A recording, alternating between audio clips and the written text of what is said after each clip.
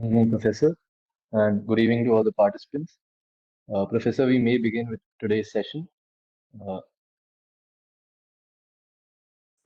Okay, so thank you. Everybody can hear me also. So we are going to go back to what we did yesterday. And yesterday I was telling you that what exactly are we trying to do when we're doing constitutional law? We are trying to determine the rules that will help us to choose in groups. And the reason why we are deciding to choose in groups, it's because there is no scientific solution to a lot of problems that we are trying to solve. Like, for example, what are the things that we need to produce? What are the public services that we need to produce, or things like that. And I told you that one of the problems that we are going to have when we're deciding to choose in group will be to determine how we are going to determine like how to choose. Unanimity, sure, is an option, but of course, it's an option that is probably too costly to implement, so that's not what we are going to do.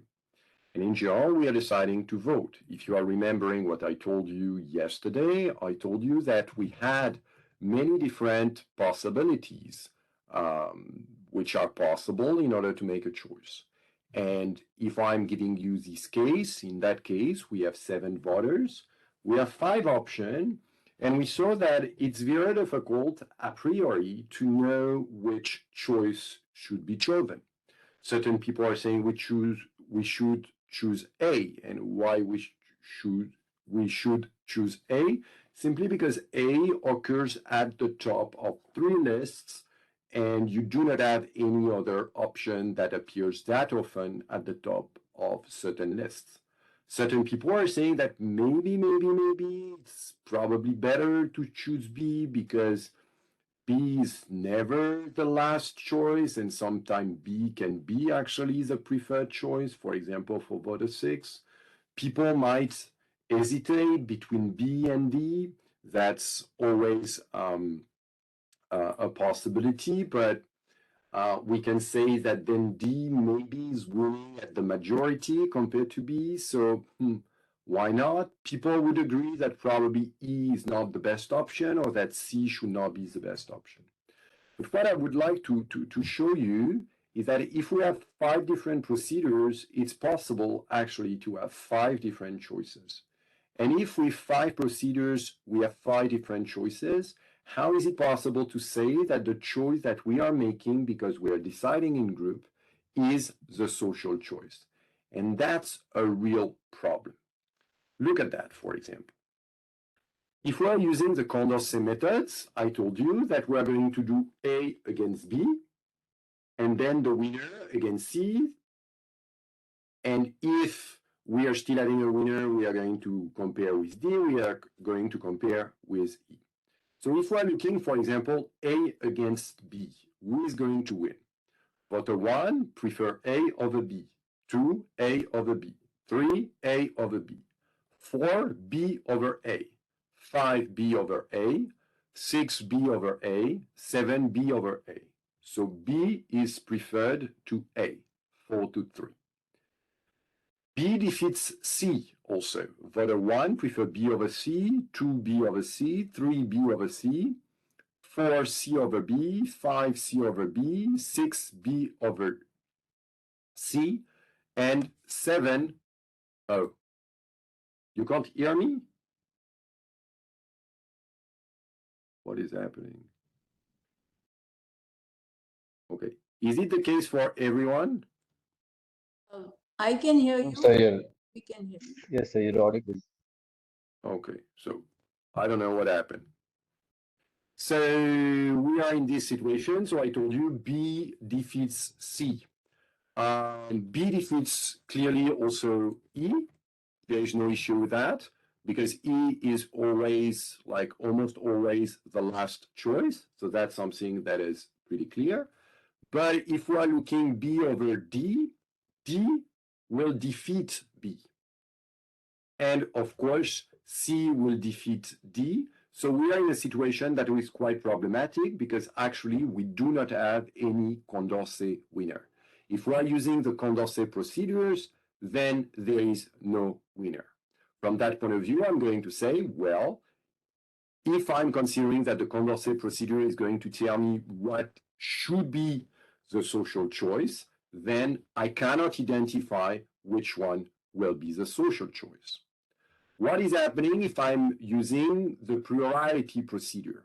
Plurality, I will just look at the most preferred option for each and every voters. Then I'm going to say 1, 2, 3 prefer A, 4 and 5 prefer C, 6, B, 7, E. So A occur at the top of 3 lists, C 2 lists, B and E 1 list. So what does it mean? It means that A will be the winner, right? Do you understand that? Logically, it should not be too complex. Now you are going to work a bit. Let's look at what will happen if we are using the board account. If we are using the board account, I will say I will have 5 options.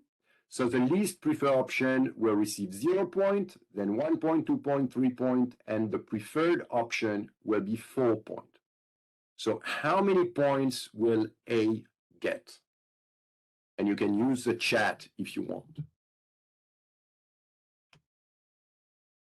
So if we are voting using the board account, what is going to happen? So A, how many points?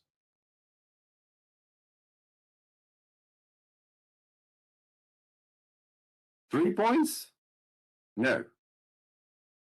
Look at that. I will do A then, so that it will be clear. Voter 1, the preferred choice is A. So voter 1 considers that A equals 4 points. Voter 2, 4 points. Voter 3, 4 points. So we are already at 12 points. Voter 4, 0 point. So 12 plus 0, still 12. Voter 5, 1 point. Voter 6, 1 point. So 12 plus 2, 14. Voter 7, 0 point. A gets 14 points. 12, 13, 14. Right? How many points will be, like for B? So for B, how many points will it get?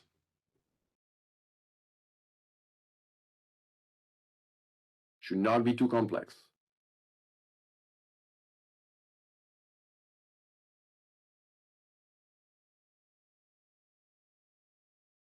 So, nobody for an addition? 17 points. Yes, indeed, 17 points. So if I'm looking at B, that will be 3 plus 2 plus 2 plus 3 plus 2 plus 4 plus 1. C, how many points for C?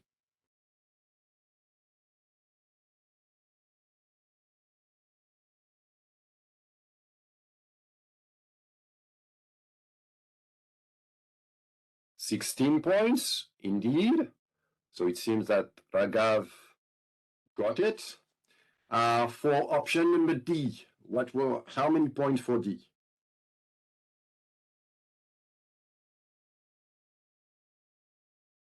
I will ask Raghav not to give the answer because he got it. Let's try to have the answer from someone else.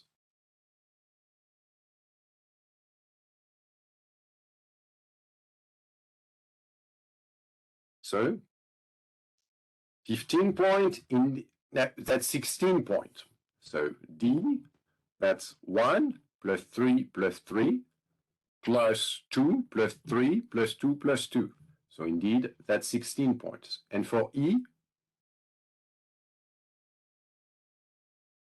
should be easy. 0 plus 1 plus 1 plus 1 plus 0 plus 0 plus 4. That's 7 points. Right? So if I'm using the board account, who is going to win? Who is going to win? B is going to win. Right? So look at that. We had 3 different procedures. With Condorcet, we do not have any winner. With plurality voting, we have A. With board account, we have B. Let's look at another procedure. What is happening if we are using the AIR procedure? So AIR is not plurality because I will start by eliminating. I'm looking at what is the most preferred option by people. And I'm going to see, look, 1 does not appear, so D does not appear, so D is eliminated. Then I will eliminate B. And by eliminating B, I will have voter 1, 2, and 3, which will prefer A, voter 4, voter 5, which will prefer C, voter 6, considering that B is eliminated, will prefer C, and voter 7 will prefer E. So I'm eliminating E. And now we have voter 1, voter 2, and voter 3, we prefer A. 4 and 5, they preferred also A. 6, B has been eliminated, so I will prefer C. Voter 7, E has been eliminated, so you will prefer C. What will be the result of that? D is eliminated, then B and E. So then I have 3 against 4. So actually, from that point of view, C should be the winner. Right? Is that clear for everyone? Yes, no? You have no idea? Okay. And last one, what is happening if we are using sequential pairwise? So I will do A against B, the winner against C, the winner against D, the winner against E. Then I will look, A against B, B is winning. B against C,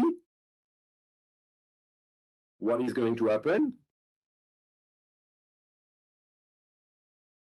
B against C.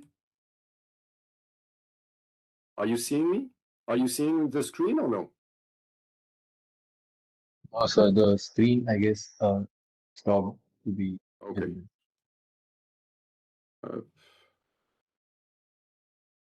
Okay. No, it's back. It's Good. Yeah, it's back. So A against B, B is winning. B against C, B is winning also. B against D, what is going to happen? B against D, D is going to win. D against E, D is going to win. So from that point of view, D will be the winner. So you are seeing that depending on the procedures that you are going to choose, you can obtain different options. And that's something that for me is quite disturbing because, well, if I have 5 social choices procedures and I'm obtaining 5 different results, can I say that one procedure is better than another procedure? And if I'm saying that one procedure is better, what exactly does it mean to be better?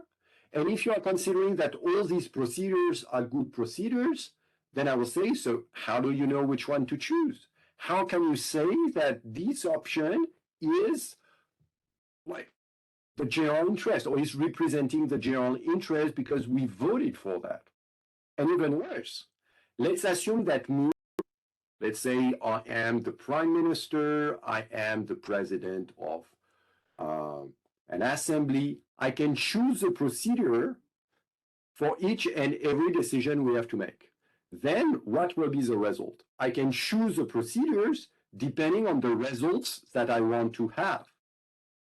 But if I can choose a procedure depending on the results that I want to have, this will create few problems, right? Because then how can you say that it will be this option that will promote the general interest, right? Do you understand the problem? Or not at all? So, do you understand the problem? Okay. So, at least one person is saying that he understood. I hope that it's the case for the other. So then you could say, well, this was a question actually that was a question that Kenneth Arrow was really interested in.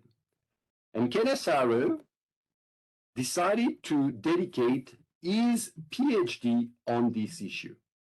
And what is fantastic is that the result he will get, so you are going to see this is what is called an impossibility theorem, will be the reason why he will be awarded the Nobel Prize in economics for a work he did during his PhD, which is something that is quite fascinating. So Arrow said, well, instead of saying like, I prefer democracy, or instead of saying I prefer dictatorship, or instead of saying I prefer to have plurality voting, board account, or anything, he said, well, let's start by trying to define what would be a good procedure, right? What do we want? What are the characteristics of a procedure that will be a good procedure, okay? And then, is it possible to identify a voting procedure that will satisfy the different conditions that I will set, the different characteristics of a good procedure? Let's look, for example, at the first condition. The first condition is that, well, if we're choosing in groups, what we want is to have the possibility at some point to decide. That does not seem like a far-fetched condition. I want to have a social procedure that will help me to choose, that will help me to determine who is going to be the winner, right? Not crazy, not a crazy condition, right? Yes, you agree, you disagree, you have no idea. Okay. Second condition, if you have one option that is a Condorcet winner, so one option that will beat all the other options, if you just have a duel between these two options and we are using majority voting, then the Condorcet winner, if there is a Condorcet winner, the Condorcet winner should be the social choice. Does not seem also to be fully far-fetched. Third condition, the Pareto condition. If everyone prefer A over B, B cannot be the social choice, right? Does not seem, once again, completely crazy. Third condition, non-perversity. Let's assume that you are voting for BGP and you are switching for Congress, and BGP is losing, and you are deciding to now vote for Congress. Okay, so that will be one more vote for Congress. And if in that case, because you are deciding to switch your vote from BGP to Congress, then BGP, then Congress is losing, despite the fact that he was winning, there is a problem somewhere, right? If you are voting right and left is winning, and then you are saying, I'm switching my vote, and instead of voting for the right party, I will vote for the left party, and then the left is going to lose, there is a problem, right? That would be perverse. The fifth condition is called independence of irrelevant alternatives. What exactly does it mean? If I'm asking you, what do you prefer, vanilla or chocolate ice cream? And you are telling me vanilla. And now if I'm asking you, what do you prefer between vanilla and chocolate? But in my fridge, I have vanilla, chocolate, and strawberry. And then you are saying, I prefer chocolate. There will be a problem somewhere, right? Do you understand that? Do you understand these conditions? Yes, no? Is it making sense? Once again, you have the possibility to ask a question. I do not have any issue with that. Clear and clear. You have no idea. Okay. So I add one. Okay. So one person asked me whether or not the problem of monotonicity or perversity could occur, and I will tell you yes. Actually, I will show you a table just after. Okay, so this is a problem. Monotonicity is actually a problem that could occur with certain, and that's something that I will show you, right? Okay, clear for everyone? And Kenneth Arrow is using that and saying, well, if I'm looking at what we could observe, I can prove that with Condorcet methods, I will satisfy the Condorcet winner, the Pareto, monotonicity, or independence of irrelevant alternative, but I will not satisfy the first condition, always a winner. This is the example that I gave you just before. It is perfectly possible that we will not have any winner with this, right? If I'm using plurality voting, I will not satisfy the Condorcet winner, and I will not satisfy independence of irrelevant alternative. With board account, I will not satisfy Condorcet winner, and I will not satisfy independence of irrelevant alternative. With air methods, that will be Condorcet winner that will not be satisfied, and monotonicity that will not be satisfied too, plus independence of irrelevant alternative. And the one that we are using most of the time, sequential pairwise, does not satisfy the Pareto condition. So it's possible to choose an option, let's say B, despite the fact that everybody prefers C over B, which is quite problematic, you would agree. And we have, of course, a problem of independence of irrelevant alternatives. You could use also the logic of a dictatorship. And dictatorship, you can prove that, well, all these conditions could be satisfied, but Condorcet winner not be satisfied. A dictator will choose always, there is no problem. If everybody prefer A over B, including the dictator, then logically it will be chosen. We do not have problem of monotonicity, and we do not have a problem of independence, independence of irrelevant alternatives.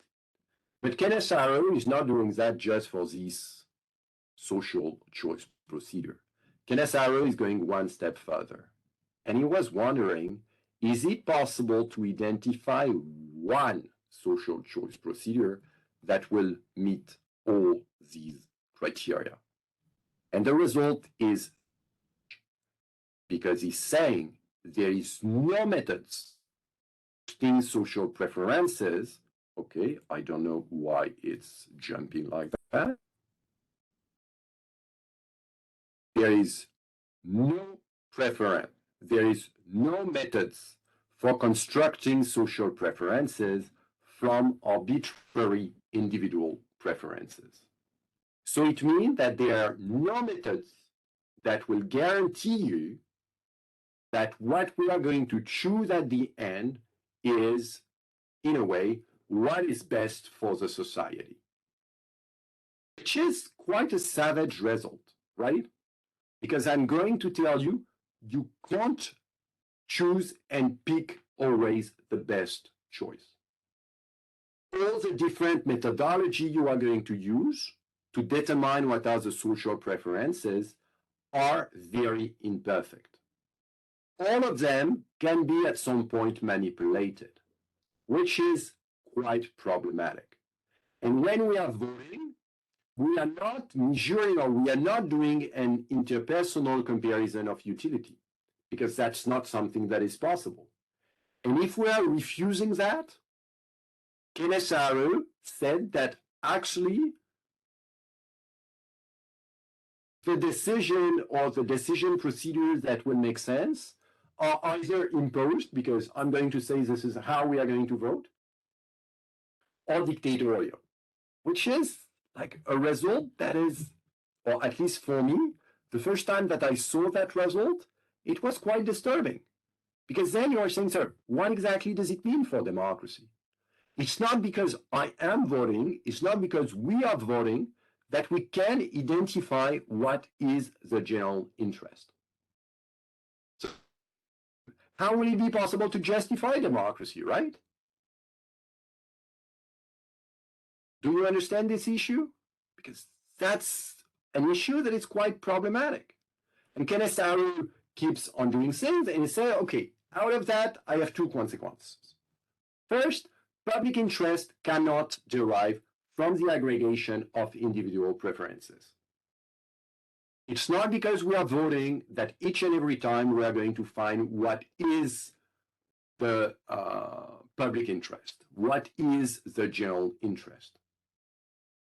And all the different methods that you are going to use to choose in groups can be manipulated. All of them. Which is quite problematic, right? Because when we're thinking about a constitution, what we want is to design, for example, the best constitution. The constitution that will lead us to choose what is the best for the society and decision procedure that will be the best for the society. And Kenneth Arrow is just laughing at you and is saying, there's none. No procedure could exist like that.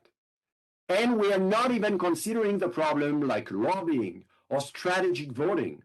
Because some of you, you might say, well, I prefer this or that party, but I know that that party never ever will be elected. So I prefer to vote for my second best choice by saying it is my first best in order to try to manipulate the election. But if you are doing that, things are getting even messier, right?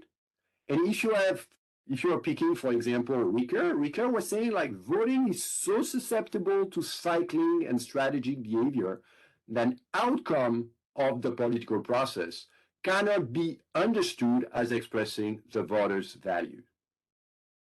So it's not because we are voting in a democracy that the result of that vote will be the general interest. This result is quite fascinating, right? Do you understand that result? Of course, if you want, I can go and present you the mathematics associated with that. I'm not sure that this is what you are interested in.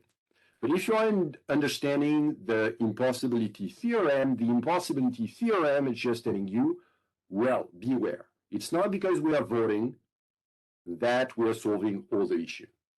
Things are way more complex, okay?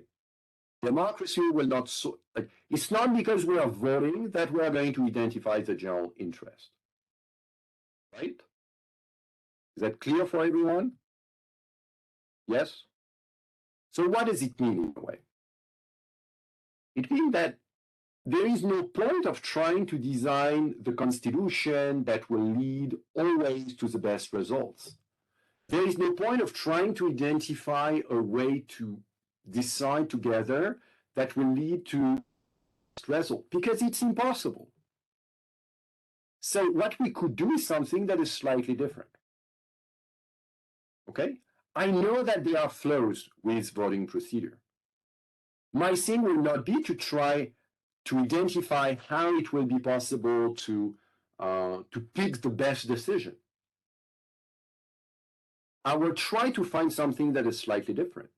I will try to identify a decision procedure that will minimize the cost of the voting system.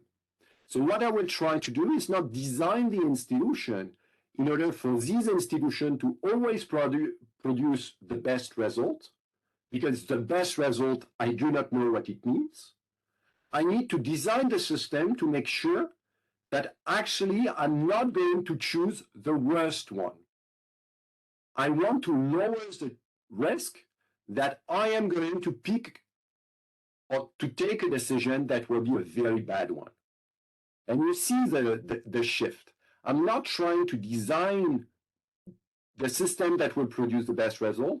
I will simply try to design the system such that it will not produce very, very bad results. And that's something that is quite interesting to me. And from this point of view, you are going to look at the institution from a negative and not from a positive point of view. You are going to say, okay, I do not know whether, I don't know, this prime minister, these member of parliament, they are really looking for what you are calling the general interest. I do not know up to what point they are not going to try to manipulate the votes or to manipulate democracy. So the only thing that I can do is to design a system in which, even if you have the worst people in power, they are not going to destroy, for example, in that case, India, or the USA, or in my case, France.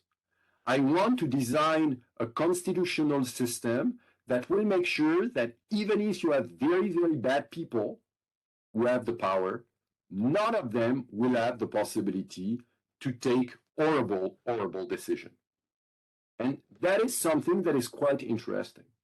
And from that point of view, you could say that the reason why we have a tendency to prefer democracies over dictatorship. It's not because democracies are always producing better results than dictatorship. But in dictatorship, it will all depend on who will be the dictator. And you could have a good one or you could have a bad one. And if you have a bad one, like you are going to pick the worst decision possible. Think of Kim Jong-un in North Korea, for example. Or you could pick a good one. And a lot of people are saying like the bad.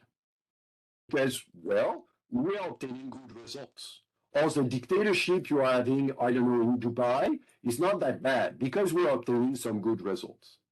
But you never know who is going to have the power. With democracy, I'm going to make sure that I will never ever have the possibility to pick what is the worst. I will always have the possibility to pick something that will be either mediocre or good. And that's what I want to do when I am designing my system. And you see how things are changing. In a way, the reason why we want democracy is not because democracy is great. It's just because democracy will make sure that we are not going to choose the worst results, logically. So I should design my system regarding that. Think, for example, about the separation of power. The logic of the separation of power is exactly that. I want people to negotiate because if they are negotiating, it's impossible to pick the worst result. We are going to find a middle ground, right? But it also means that sometimes it might be very difficult to pick the best result if there is something like the best results. But each and every time, I will be unable to choose the worst result, which is something that is quite interesting. So what are the costs of the voting system? And Buchanan and Tulloch, in a book of 1962 called The Calculus of Consent, were very, very interested in that problem. And they were saying, well, we have two types of cost when we're choosing in groups. The first cost is that, well, it might be the case that we are going to end up in a minority. It's possible that a decision that will be made by the group will actually harm me. Okay? Let's assume that I am a religious community that is a minority. Let's assume that you have a majority from another religious community. There is always a risk that the religious majority is going to oppress the religious minority, right? And sometimes it can generate tons of harm. If I'm saying we should use unanimity, the expected external cost would be zero because I will need everybody to say yes to it. If I'm choosing less than unanimity, there will be a risk of oppression, necessarily, or a risk of what Tocqueville called the tyranny of majority, right? And that's always a problem that you could have in a democracy, always. And then I need to consider the other cost, which are decision-making costs. If I want unanimity, it will have a huge cost. If I'm choosing dictatorship, I can choose very quickly, right? Think about, I don't know, the legislative procedure you have. You know that when, I don't know, the government wants to implement a law, it will take time because it will have to be adopted by both chambers of the parliament, for example. And then it will have to be published, and then it will have to be enforced and all the things, right? Do you understand this logic? So the decision-making cost means also that we will have to bargain.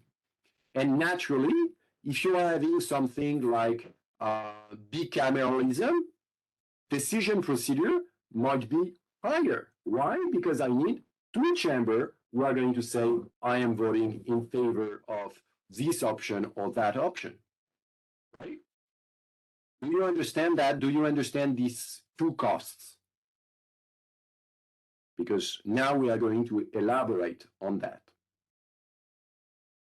Is that clear? Do you understand that? Okay. So if you're understanding that, we can look at graphs because they are trying to use graphs. And they are going to say, look in here, I don't know if you're seeing the mouse, but in here, what do we have? We have the expected external cost. If somebody is choosing, let's assume that you have a dictator, potentially I can arm a lot of people, and I can arm a lot of people. If I'm using unanimity, n, number of people, I know that with unanimity, it will be impossible to arm people, right? But in between, I have tons of possibility. I could ask for just one people to decide, or I can ask for of the people to decide, or 50%. I can choose whatever. Here, you are having what? You are having the decision procedure. And decision procedure cost, well, if you are choosing and you are the dictator, like the cost of choosing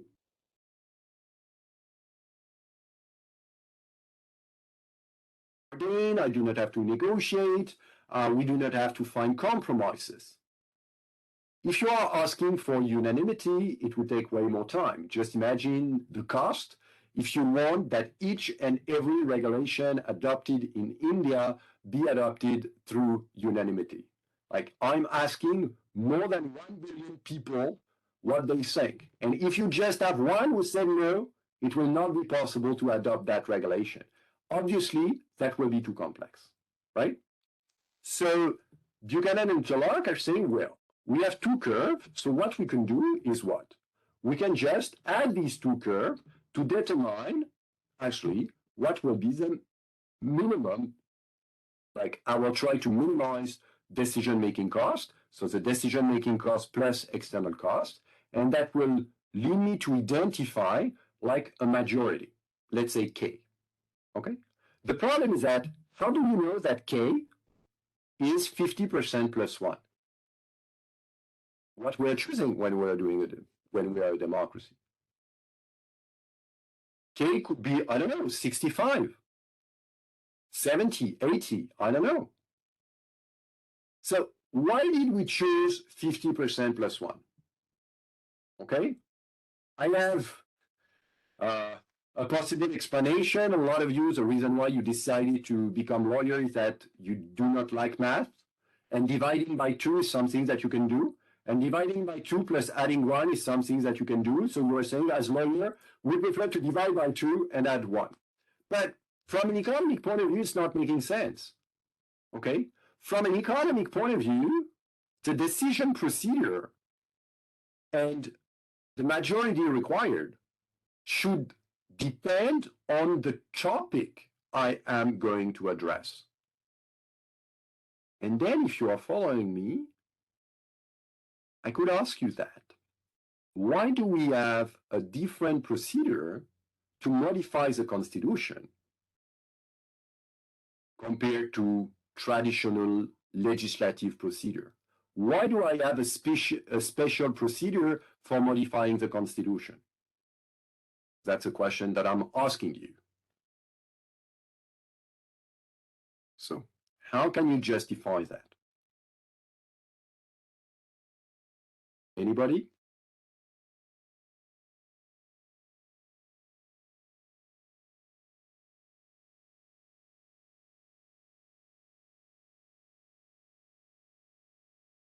So,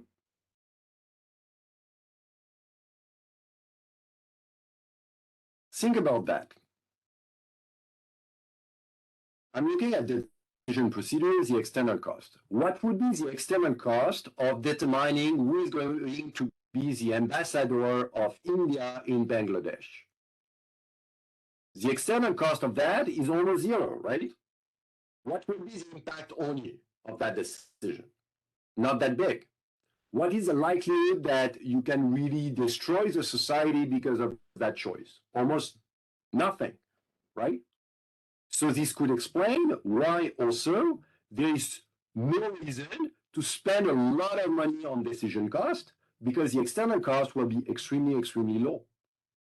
But if I'm looking at some other topics like fundamental rights, you could say fundamental rights, the expected external cost will remain like quite high and will drop only at the end. The decision-making cost will increase slowly and then increase dramatically. And then I could say, oh, I need to have some form of a supermajority. Why? Because there is a risk of the oppression of the minority. Because I'm discovering that this is this supermajority that will actually lower the decision-making cost.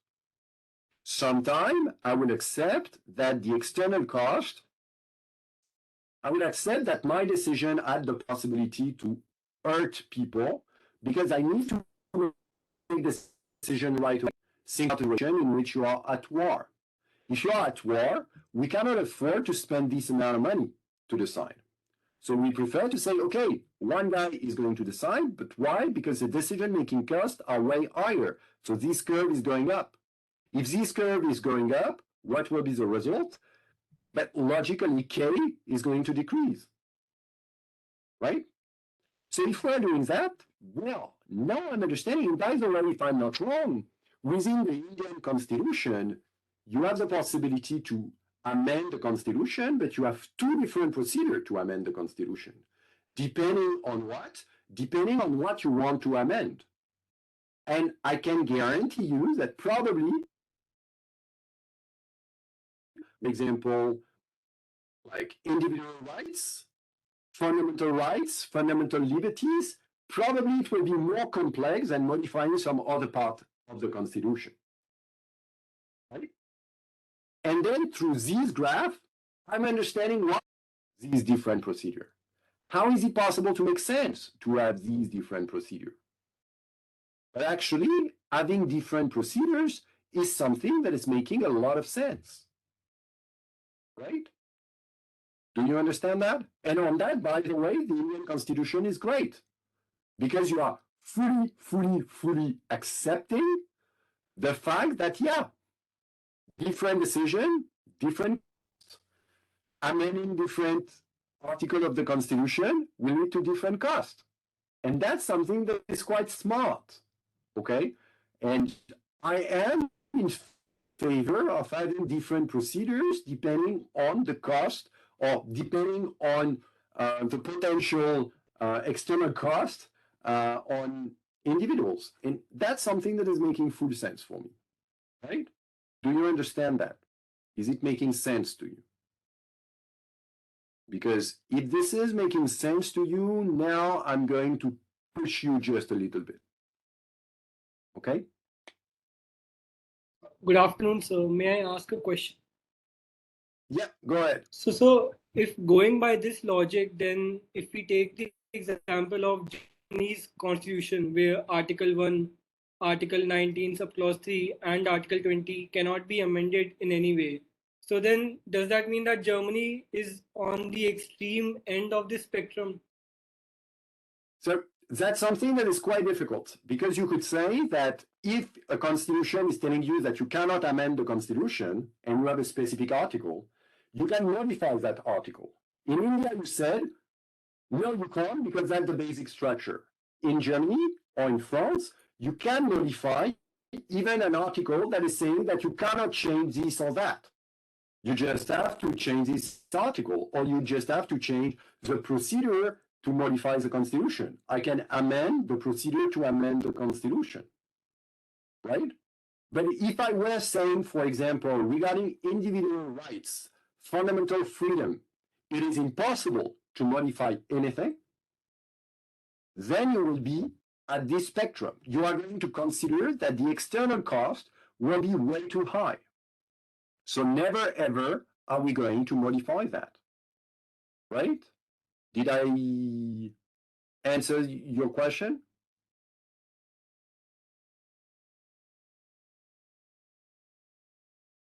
Okay.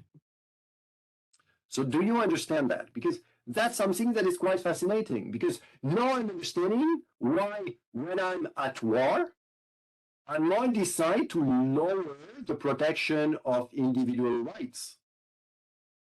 And why am I doing that? Because the decision-making cost will start to be way higher. So probably now I will have an incentive to have the possibility to choose way quicker. Right? But look at that, because now I'm going to ask you to present you something that is quite interesting. Should we intervene at the level of the state? Or it will depend on the cost of the decision procedure, right? Sometimes, if you have, for example, an externalities that exist, you are going to say, oh, I can intervene. I'm going to say yes. But I need to compare the cost of deciding together with the cost of the externality. If the cost of deciding together is higher than the cost of the externality, there is no point to decide together. The externality is actually efficient, right? Do you understand that? Because that's a result that is quite interesting. Because then you are going to say, well, then it will depend on the different society in which you are. Okay? Let's go back a bit. Can you tell me what would happen if all Indians were the same? You have, let's assume, the same preferences, perfect homogeneity. If you have perfect homogeneity, what will be the impact on the expected decision cost? Do you think that we are going to bargain for a long time if we are all the same? Zero, yeah. If we're all the same, there is zero cost. Like I'm thinking, like you are thinking, like the other guy is thinking, there is no point. What will be the external cost?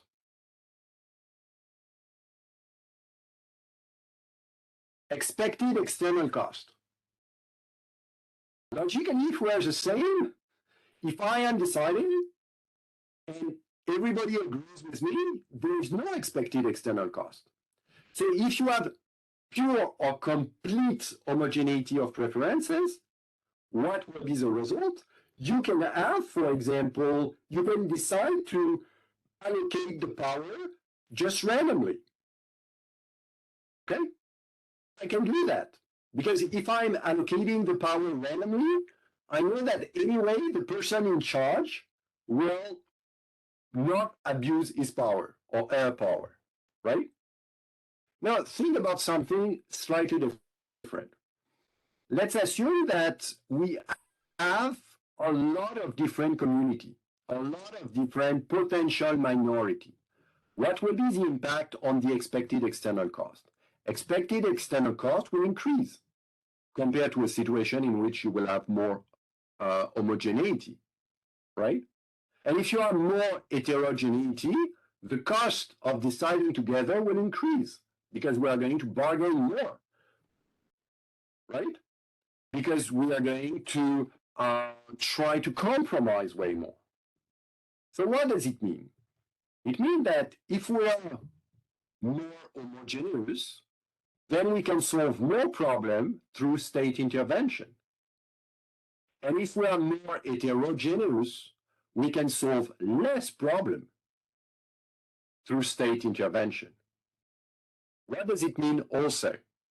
It means that actually, if you really want to be a socialist country or even a communist country, I need to have an homogeneity of preferences. Otherwise, that will not make sense. So me picking India, but maybe you will disagree with me, I hope not. You have tons of communities in India. You have a lot of heterogeneity in India. So the question is, considering your level of heterogeneity, can you really be a socialist country? Would that be really efficient? And you are finding that actually in Buchanan and Tullock, because Buchanan and Tullock at some point are saying that if you are discovering a lot of diversity in one country, then probably the state should not intervene a lot. But what we're observing in India is that actually the state is intervening a lot, and the central government is intervening a lot. But from an economic point of view, that's not necessarily making sense, because you have a lot of diversity in India, right? Do you understand that? Or that's too provocative for you? Do you understand? Yes, no? Because once again, think about the result. The result is quite interesting. Okay? Because it means that you cannot compare yourself with what you have, I don't know, in Sweden, in France, in Japan, or in China, because these societies do not exhibit the same level of homogeneity or heterogeneity. It means that there is no point of comparing the procedure you have in India with a procedure that exists, I don't know, in Bangladesh or in Vietnam, because, yeah, the populations are very different. The diversity of the population are very different. So let's embrace this diversity and let's try to wonder what will be the result of a greater heterogeneity on what could be called an optimal constitution. And look at that.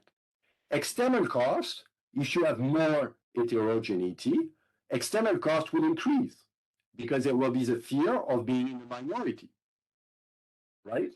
And the more the state can intervene, the more you are going to be scared to be in that minority and to be, in a way, oppressed. In an homogeneous society, people are less worried about that. Why? Because we are all the same, or more or less all the same. So logically, no one will want to exploit us. Yes, Hitesh? So I agree with in the context of the argument between homogeneity and heterogeneity. But don't you think that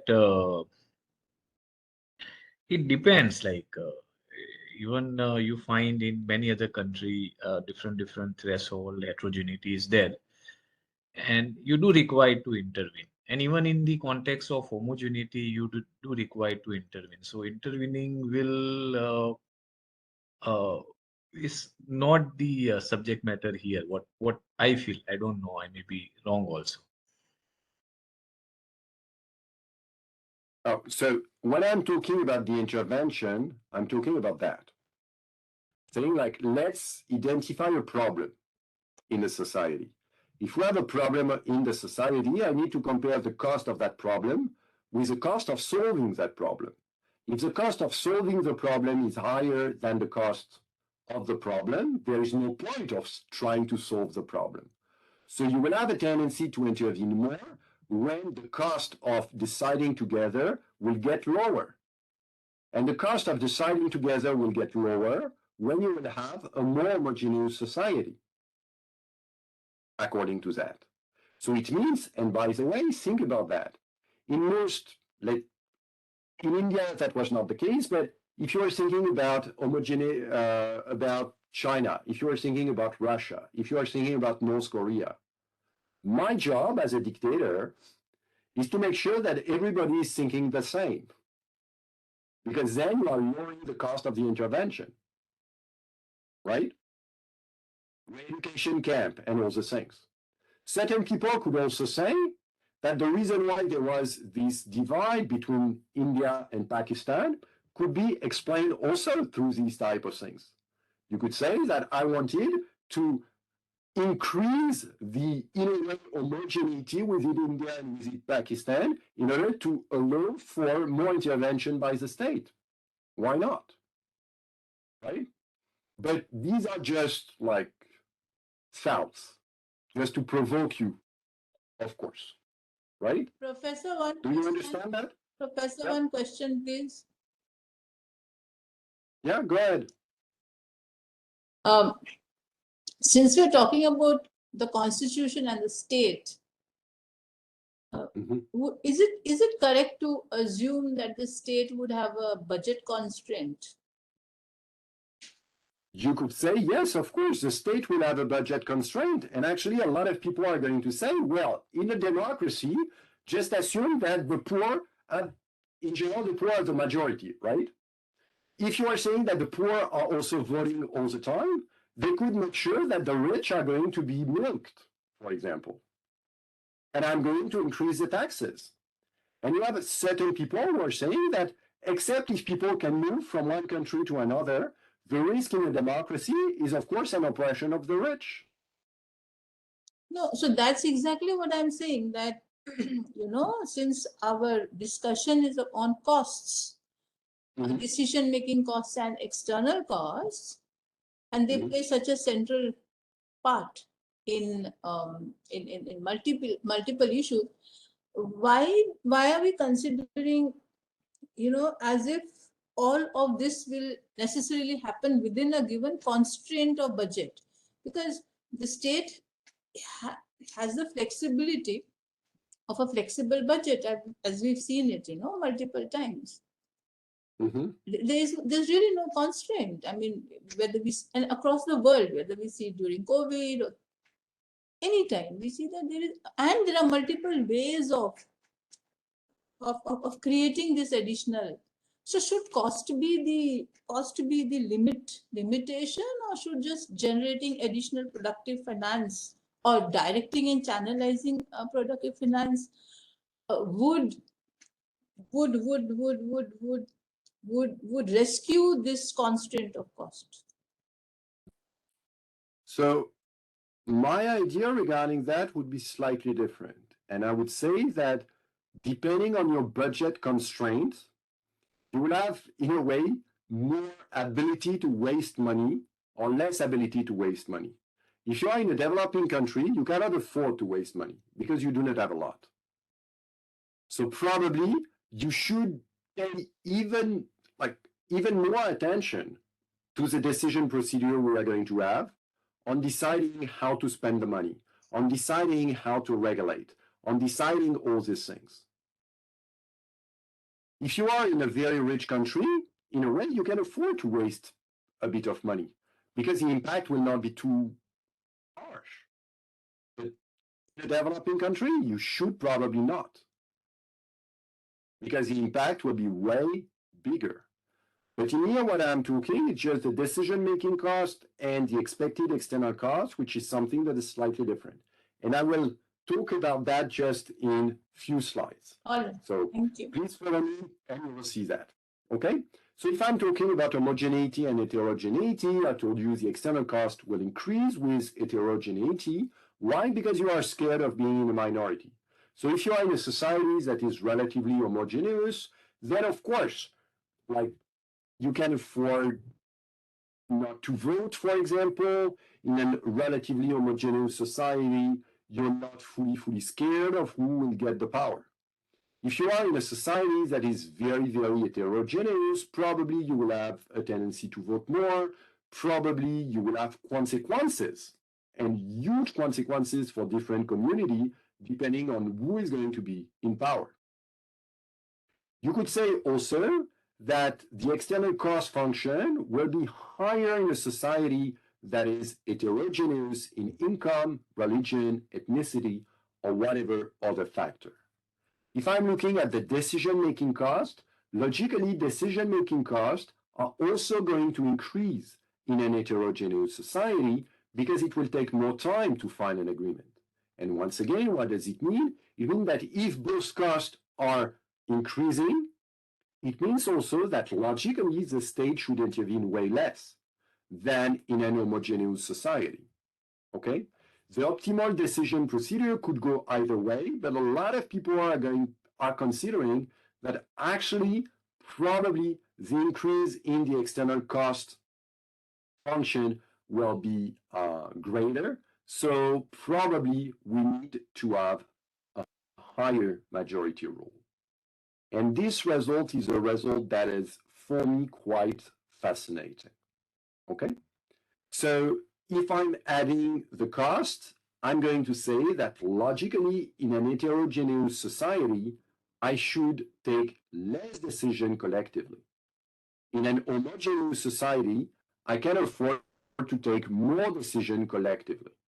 And that's something that is, for me at least, quite interesting, right? But then look at that.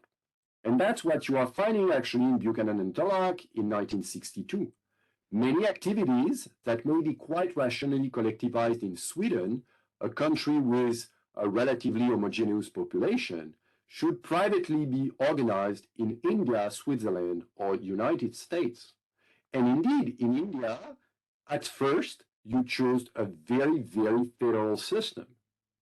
Nowadays, we can wonder up to what point, indeed, the system is staying federal, and up to what point also it is making sense to have this level of state intervention, considering the fact that your population is quite heterogeneous in religion, in income, in language, why not? In culture also, right? So why not having, like, if I'm following the economic logic, from that point of view, I probably need, well, it would be better to have probably more privately organized, a more privately organized system and probably less intervention of the state in the economy for that reason, right?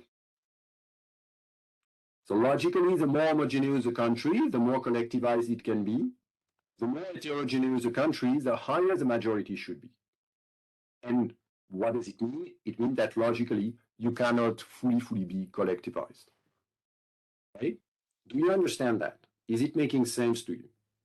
Once again, that's from an economic point of view. Okay? It's possible to argue about it. I have no issue. Right? Do you understand that? Is it making sense? Yes, no? So is it economics means including social cost also, or only the you discuss about cost, but whether we do include overall social cost? Because when you discuss about the constitution, then you discuss about not in the context of the administrative and otherwise cost, but you also see the overall social benefit, and then you want to come out with the then you see the respective social cost, and then you conclude whether it may be anything, maybe heterogeneous or homogeneous anyway, but what is the better for country to country. So from that point of view, if you are intervening a lot in an heterogeneous society, there will be way more risk of rent seeking, right? If you have way more risk of rent seeking in an heterogeneous society, it means that the development cost or the cost on GDP will be way higher if the state is intervening a lot in an heterogeneous society than in an homogeneous society, right? And by the way, this is what you are finding also in Nanterre Olsen. If you are facilitating rent seeking and you are going to facilitate that necessarily in an heterogeneous society, then you might have certain problems. I know, of course, that rent seeking does not exist in India, but well, go Hitesh. No, it happen everywhere, even in France also. Yes, of course. So what I was just trying to further elaborate that firstly I'm getting your point, but still I have only one doubt, like it may be country to country, it may be homogeneous or heterogeneous, but in practical context I think there will be intervention. And I think what you are saying, even I'm not using that, but even rent seeking, yeah, lobbying, and that even in the No. homogeneous also, even they have same goal, then also it will be there in the practical sense, not in the theoretical world. Like, So, such that we are clear, I'm not saying that in an heterogeneous society, the state should not intervene. I'm just saying in an heterogeneous society, the state should probably intervene less than in an homogeneous society, because the cost of intervention will be lower, right? And if you're thinking, like a lot of people are talking about Sweden, for example, and they are saying, look, the state is everywhere and they are regulating a lot of things. And you could say, yeah, of course. And why is it working? Because Sweden is a relatively homogeneous society. But then you are picking Switzerland, and in Switzerland you have a relatively heterogeneous society, and logically you cannot collectivize things in the same way because the cost to the society will be way higher, right? Of course, and I agree with you, and actually this is one of the things on which I am working, is this holding at the empirical level? Is it possible to say that depending on the characteristic of the society and the intervention of the state, it will have an impact on development. My guess is that it will have an impact, but this is something that I'm trying to do, right? Okay? So I know that's quite provocative because what I'm telling you is that actually India cannot be a socialist country because it's too heterogeneous for that. You might agree or you might disagree. That's just some thoughts from economic reasoning. It's also possible to add some other constraints than increasing the majority in order to lower the probability of bad outcome. And actually, most of what we find within a constitution is a way to lower the probability of bad outcome. Why do I have the separation of power? Why do I have constitutional review? Why am I limiting the domain for which collective decision-making is possible? Why am I adding some fundamental rights, fundamental freedoms, and all those things?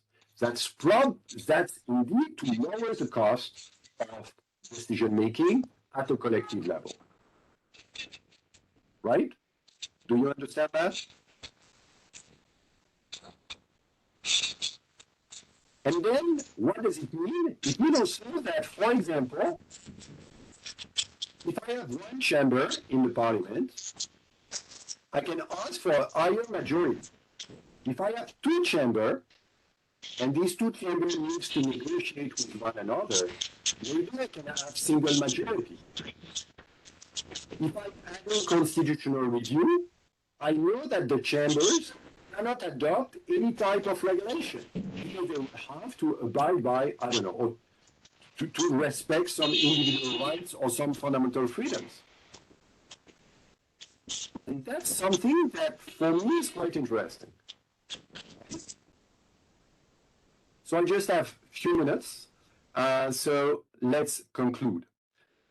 Seen from this lens, constitution and constitutional law, not constitution law, constitutional law is really, really fascinating because constitutional law is determining how we are going to choose in groups.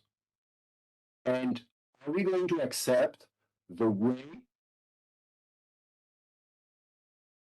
And through a constitution, we try to design a system in which, even if we have the worst men, or even if we have the worst women in power, they will not have the possibility to do a lot of harm. If you are thinking of Donald Trump, for example, like crazy, crazy guy, no problem with that. But yet, he was unable to harm most people. Why? Because you had decision procedure that were there to make sure it could not decide alone. And that's something that is quite interesting. And of course, you might hope for a better politician, but better politician, that's never an option, right? Because how do you know that a politician is a better politician? That a prime minister is a better prime minister? Like, I cannot know. This is impossible.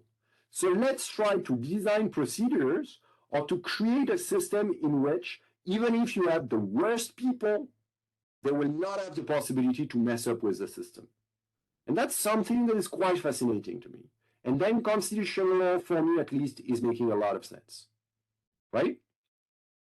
So the economic approach to constitution also makes it clear that there is no perfect competition that would always lead to the perfect outcome, which means that, of course, I will not have the best laws all the time.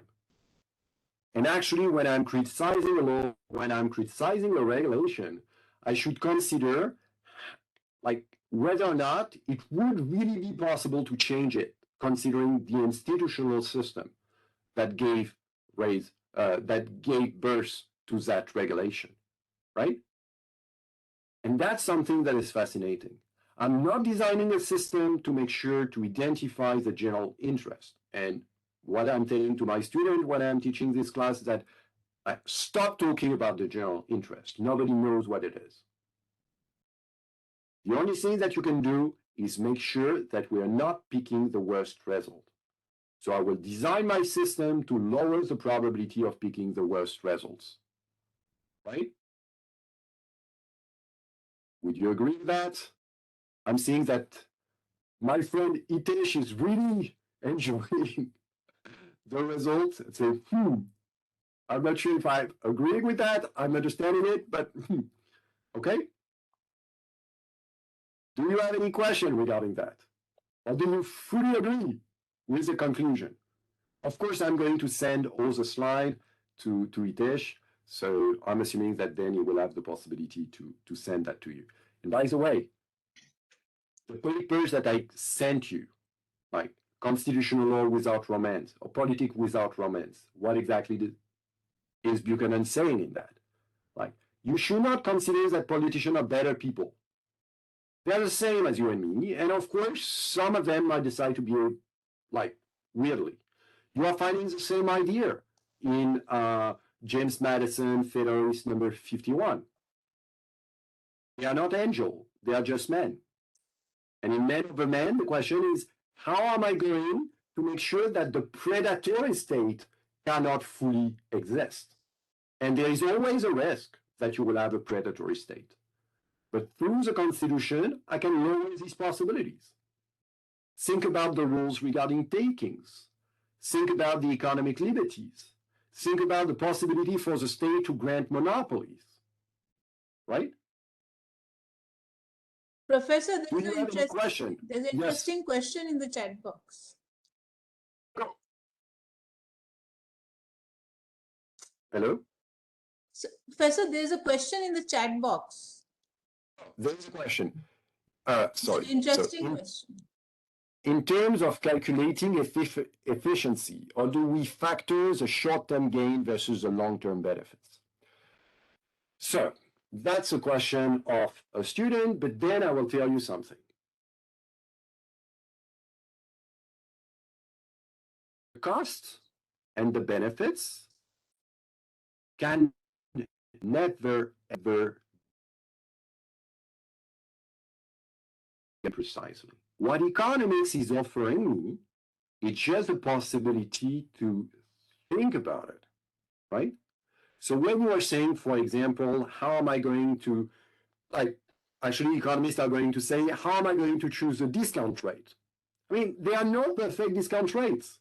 The only thing that I can say is that depending on the discount rates, yeah, I'm not going to make the same type of decision. That's something that you are finding, for example, regarding global warming and trying to assess the cost of global warming. If you have a discount rate that is 2%, or if you have a discount rate that is 5% or 10%, of course, the politics are going to be very, very different. But then I can add one thing. In a system like the system in which we are, how am I going to incentivize policymakers to take into account the long term? Because, I mean, if I'm a policymaker, I just want to be elected for the next term. So, of course, I'm going to focus on the short term, and I will not care about the long term. Right?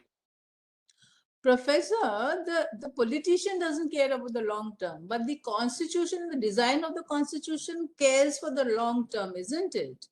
So, I mean, that's a system built for the long term. So in that, what you the point that you made that we have to economize on costs. So again, there are short-run costs and long-run costs. Why can we not undertake higher short-run costs in order to minimize long-run costs? Is that not possible? That's the reason why within a constitution, I'm going to say, well, you could have exceptional circumstances. That's the reason why certain people are saying that within a constitution, I need to have a golden rule regarding budget. Because I want people to force them to consider the long term. That's the reason why Warren Buffett said, well, I have the perfect rule, a perfect constitutional rule to make sure that people are not overspending. I'm going to tell them that if the budget is in deficit by more than 3%, everybody will have to quit. And then we are going to have new election, such that they will be forced to, because they will want to remain in office, so they will be forced to make decision and not say that will be for the next term to solve the problem. So I think the discussion may even continue. I think what you have provoked to even Madam and everybody, I think we can have something even in the future further discussing on even short term versus long term. Yeah. So if And we unfortunately, this is just a tiny, tiny part of a way longer course that I have on the economics of constitutional law. Because then you could look at why do we have independent regulatory agencies? Why do we have the separation of power? What does it mean to have the separation of power? Why do we have impact assessment analysis and all the things? Right? Okay. So Thank you, Professor. Yeah. Thank you for the time you dedicated for the sessions. We are there's really a lot to discuss on the two subjects and the intersection between the two subjects. Uh, Again, a very heartfelt thank you to you for all the insightful sessions that you, both of the insightful sessions that you provided and the presentation that you gave.